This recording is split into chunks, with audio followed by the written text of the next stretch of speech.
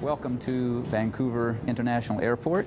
I'm Dennis Kirkley, the new chaplain here at the Vancouver Airport Chaplaincy. And you see where we're located in international arrivals. Across from Tim Hortons is our great location spot. And we're here to serve really the entire airport community, which is around 23,500 people, I hear, and any and all of our millions of passengers who have needs of various kinds, short-term needs, some of them more critical needs, some even family crisis needs that we're able to help with. I'm brand new at this, and the Sky Talk here has introduced myself. I'm building on the legacy of Lane Daggett, who started this ministry 30 years ago, who's going to introduce now the rest of the ministry here at the chapel.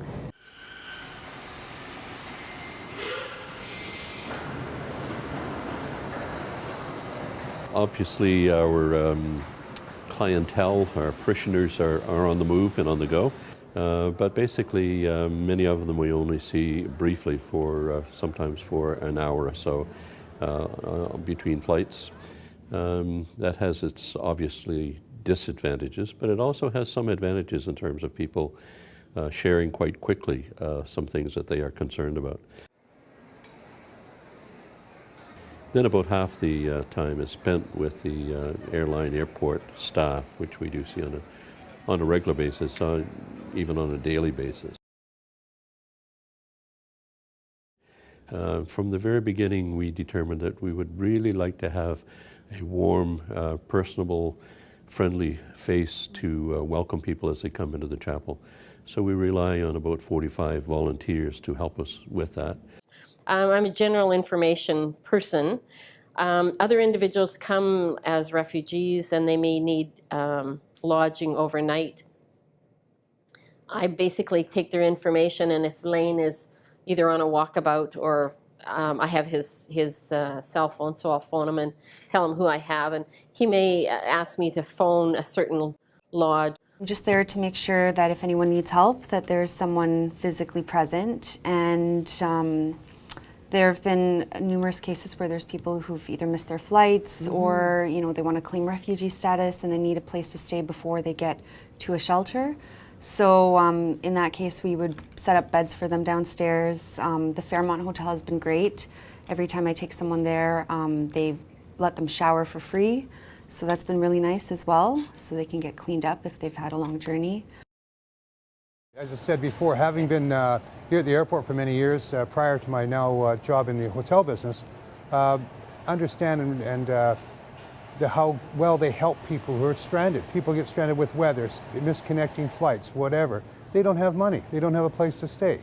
What we do is give the chaplaincy a group of night stays over the holidays, valid for the month per stay, or the 2 weeks before, 2 weeks after. And what they don't use up then, they can use again at later dates.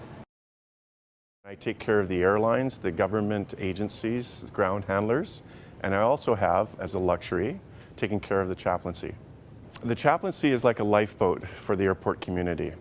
No one ever really understands what the chaplain does until we really need them.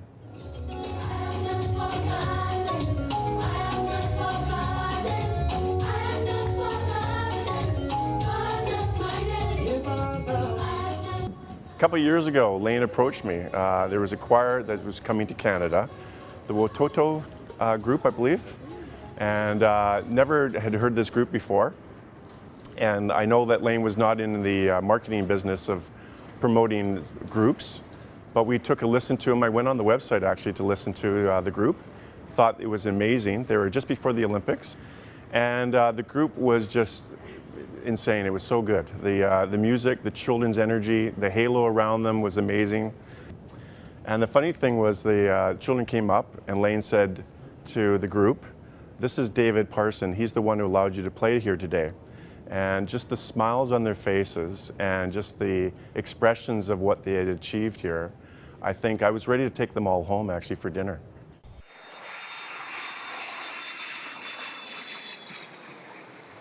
Occasionally call to a flight where there's been a death on the flight, and not even knowing what the background of the of the families might be that are also flying with them, or who are meeting them and greeting them. So sometimes we have to change perspective quite quickly, depending on the cultural and religious background or non-religious background of the person that we are dealing with when a family member has died on a flight.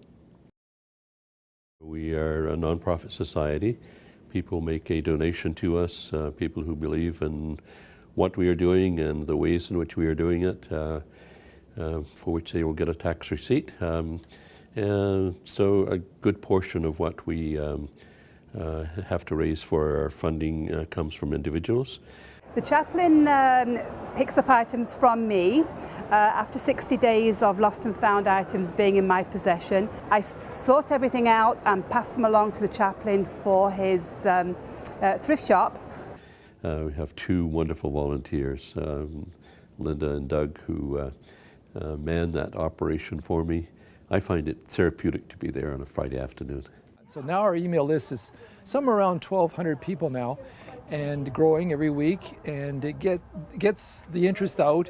Of the things that we receive during the week, we usually find a whole bunch of unusual items that we don't see every week. So we photograph those and put them in the newsletter, so the people reading it see all these things and they think, well, fine, we'll come and try and get that. And so that's how it's grown through the newsletter. Made it a much bigger group now, much wider group with more interests, different interests than before.